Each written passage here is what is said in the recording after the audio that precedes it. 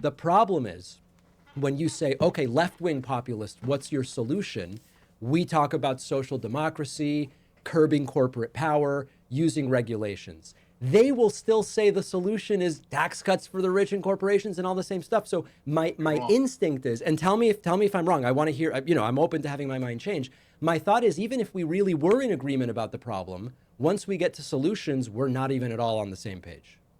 No, I think you are wrong. Hello, everybody. How are you doing today? We have a Mr. David Pakman, and he is giving Cenk Uygur the business for his supposed red pill outreach. Cenk has been doing the rounds lately. He has been going on a lot of conservative shows and showing a lot of outreach to the other side, and that has concerned folks like David Pakman, who view Cenk Uygur as the hero of the left and are absolutely and utterly terrified that he has been red-pilled.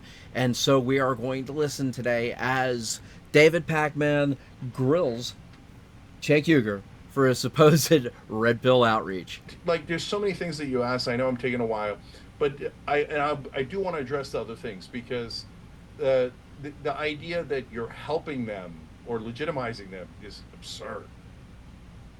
Okay, there's sort of like a three-part thing that I think will build to the most important aspect of what you just said. So first of all, okay, before David Pakman goes into the soliloquy that he's about to that he is about to bless us with. Okay, let's just go over what Cenk basically said is that right now Cenk is making overtures to the other side, and that's all he's doing. And the problem with David Pakman and his ilk, and that's not a big deal, okay, is that they don't see the other side. Okay, you'll see all of those things, and if the right would come halfway, and the thing is that we tried, okay, we tried, and then 2020 happened. And then basically the next 4 years of the left and the establishment basically trying to knuckle down anybody who had any type of dissent whatsoever. It was absolutely and utterly horrific. Let's go on with this, but just to set that up a little bit. I think you are doing an awesome job at correctly identifying something that's a major problem for the left and that explains a lot of the right's success, which is they aren't doing, at least right now, these toxic purity tests the way that some on the left do. You've identified the right. If you agree with them on 5% and you're kind of sick of the other options, they welcome you, even if you disagree on 95% of stuff. A lot of the opposite of that is happening on the left. I think that's spot on, and I think it's awesome that you've identified that. I do want to talk a little bit about the whole look at how they've changed. And one of the things that during your appearance with Charlie Kirk that got some attention and that you focused in on as well is, look, they're booing Mitch McConnell and they're booing Dick Cheney. That you wouldn't have seen that in the past. I'm skeptical about reading too much into that for the following reason. I don't think they have any real idea why they're booing or they're not booing. Or what I mean is the following. Trump and Charlie Kirk right now are benefiting from saying we're different from the establishment, we're different from McConnell and Cheney or whatever. If they do a 180 on that today, at next week's AmFest, Charlie Kirk just leads the crowd in a cheer of Mitch McConnell. We got him back, guys. I don't think there's anything real about that. I think it's just something that they've decided we're going to say to create a distinction, whether there is a difference or not. So I'm worried about reading too much into they booed McConnell, because next week they'll cheer him if someone says to Trump, now we cheer McConnell. Okay, A, that's not going to happen. B, when they did cheer McConnell, it was because McConnell was actually doing things to help actual Americans. Okay, he was actually working the Senate in such a way that he was getting a lot of conservative judges on these federal benches. At that point in time, yeah, he was working with Trump, but then it became clear that there was an undercurrent of establishment within Mitch McConnell, and it came out as soon as COVID hit around January 6th, and the establishment, the rhinos, basically went into attack mode, and he basically showed his spots at that point in time. It was a lot. We were always iffy about Mitch McConnell. Okay, please, so don't do this. What Cenk and David Pakman are trying to do, and what David Pakman is trying to do is he's trying to take the whole NPC thing that we basically pasted the left with because it just is so apropos. But he's trying to paste it onto the right now, and it really doesn't work. Okay, it's Trump's supporters have been very vociferous when he does things that they don't like. The lockdowns. Okay, first and foremost, he lost a lot of support because of the lockdowns. So that is one thing with that David Pakman. What Cenk is going to start to do is he's going to start going into his version of CYA. Okay, he is basically playing both sides against the middle. Okay, he is at this point in time the High Plains grifter. Okay, and he's trying to set up a situation where he can attack the left and keep his influence, not attack the left, the center, okay, and then keep those people who are leery about either side, hopefully within his orbit, because quite frankly, he doesn't get anywhere near the traffic that he says he does. So basically, this is Cenk just supporting his grift.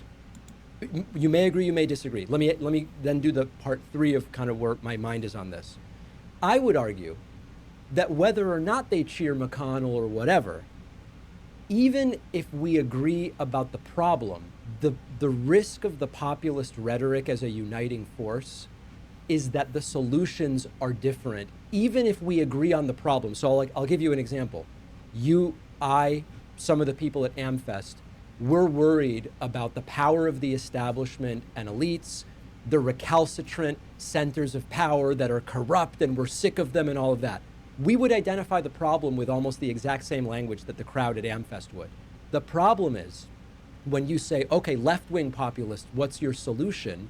We talk about social democracy, curbing corporate power, using regulations. They will still say the solution is tax cuts for the rich and corporations and all the same stuff. So my instinct is, and tell me if I'm wrong, I want to hear.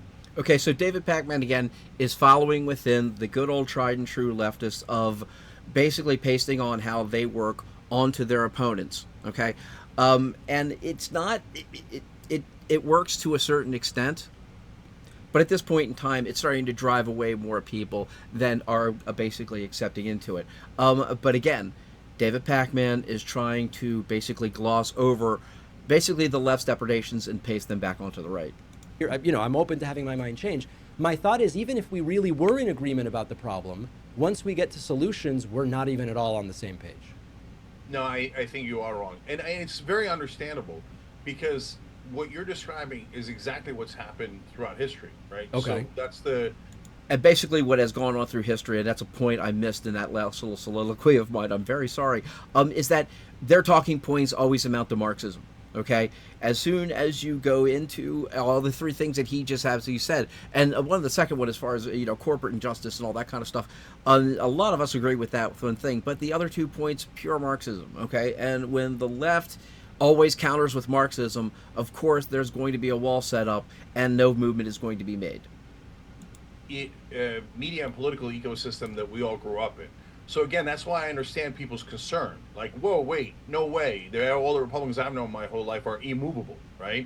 And all they're ever going to do is corporate tax cuts and tax cuts for the rich. So here's where it's really important to do nuance and understand the new landscape. Okay, tell me. So first of all, on Mitch McConnell and Dick Cheney, no, they loathe them. You guys are wrong in thinking that it's a trick. I've now talked to hundreds, maybe thousands of MAGA guys.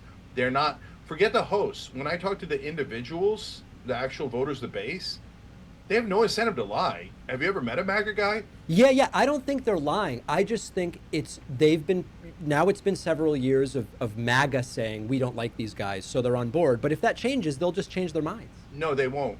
So let me explain why I think that they won't. Okay. So look, in the beginning, it starts exactly as you're saying, David, which is Trump goes, I don't like Mitch McConnell. For whatever crazy reason popped into his head at the time. Yep. And his wife is Coco Chow, and weirdo racist things against Elaine Chao, right? Yep. Now that I like Elaine Chao, I think she's terrible. Trump just makes fun of people's names, okay? And of course, any little slip like that or any little illusion like that can be called racism. Cenk will call racism. So please, okay, for anybody who even wants to believe that Cenk is red-pilled in any way, shape, form, or fashion, just stow that, okay? It's not happening, okay? Not at all. Establishment figure, but you don't need to go racist on it. Yeah, so, the problem isn't that she's Asian. Yeah, that's definitely not the problem, right? So I know where it started, and so you're not wrong about that. But now they genuinely hate the corruption.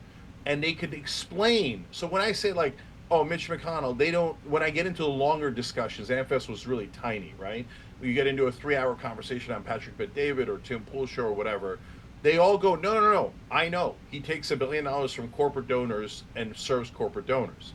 For the last 10, 20 years, as you know, not definitely not 10, longer than 15, 20 years, David, as you know, my main thing is get money out of politics, end the corruption, bring back democracy. And so whenever I talk to Democrats and I told them, well, Nancy Pelosi taking $1 billion is also corruption, they go, no way, she's an angel and you're a monster for saying that. And whenever I went to talk to the right wing, they'd say, yeah, Pelosi's terrible, but Mitch McConnell's an angel and you're a monster for saying he isn't. Now when I go to the right wing, they go, no, you're totally right. And it's not just because he's opposed to Trump, it's because of the money that he takes from this donor class, okay? And Nancy Pelosi is still a monster. He's just not alluding to that at all. So, and Dick Cheney, they genuinely hate the wars. They don't want wars. And that, I know that is so fundamentally different than the Republican Party we grew up with, that loved wars, right? So now when you go to the Hegseths and the Stefaniks of the world, David, Yep. that's where you get into a really interesting dynamic. Now, in the beginning, Trump is not his base. Trump's not going to come out and go, oh my God, guys, I've seen the light, right? And I'm not going to serve Elon Musk or Miriam Adelson or Tim Mellon or any of these guys or the oil companies. No, what's he doing? He's saying drill, baby, drill, because the oil companies gave him a ton of money. He gave domestic policy to Elon Musk and foreign policy to Miriam Adelson. So why does Stefanik and Hegseth and all those guys? He's saying drill, baby, drill because it lowers oil prices, thus lowering prices down the line because everything depends on petroleum products at these day and age. And he's not going into that. It's not because of payoffs to the oil companies, but I am not stupid. Yes, there are payoffs from the oil companies. They're hardcore. Mike Wall's a giant neocon.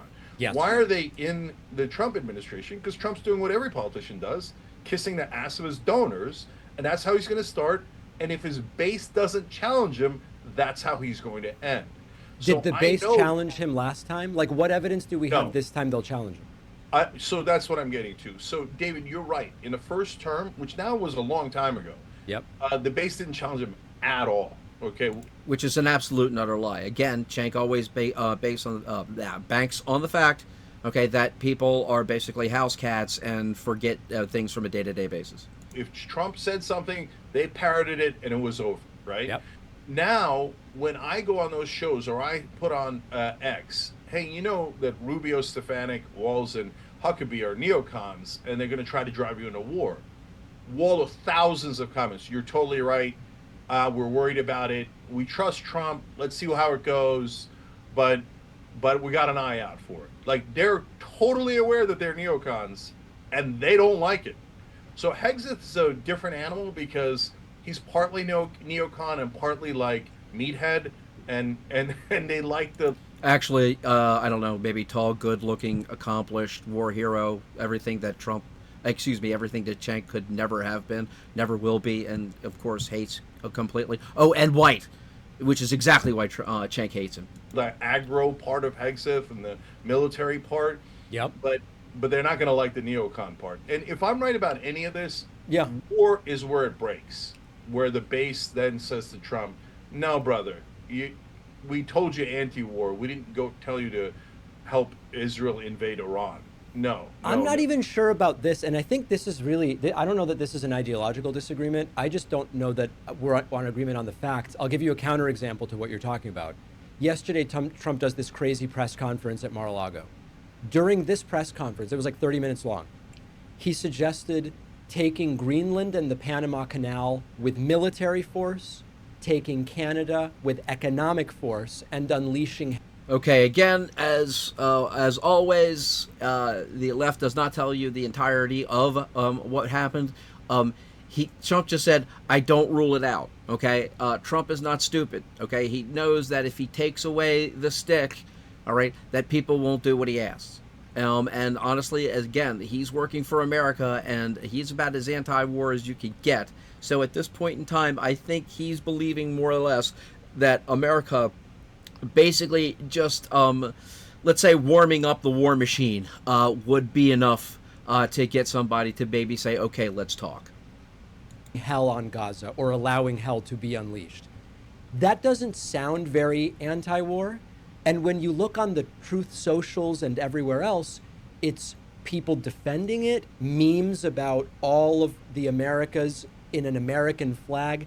They kind of seem to be just lining up behind whatever he says. I just am not seeing what you're seeing. Yeah, David, that's exactly it. Because I dove in more, I'm seeing something that others aren't, and that's why I understand the skepticism. But am And I wrong about the reaction to yesterday's crazy You're tirade? halfway wrong. Yeah, I'm you're halfway. Okay. Yeah. All right.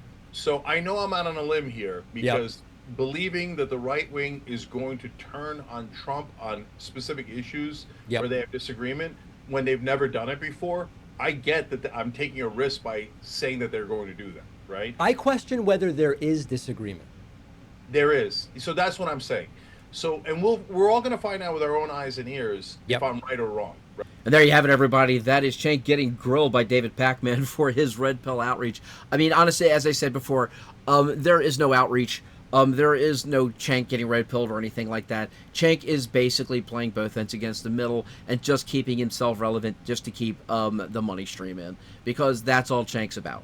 Okay, and then as far as David Pakman and the rest of the ultra left, the sages of the left, again, they are into the intellectual purity that the left insists on. And David Pakman is trying to couch it in a much more easy way of getting to some understanding. But when it comes right down to it, that's exactly what he's doing. And he's basically coming at this from the left, from the idea of intellectual purity of leftism. So thank you all very much for joining me today. Like, share. Okay, hit that subscribe button, please. I want to be at 500 by the end of January. It would be great, so please help me out with that. And take those 3 seconds to hit that subscribe button. Hit the comment button, please. If you're going to comment, please hit that subscribe button as well if you already have it. Thank you all very much. Later.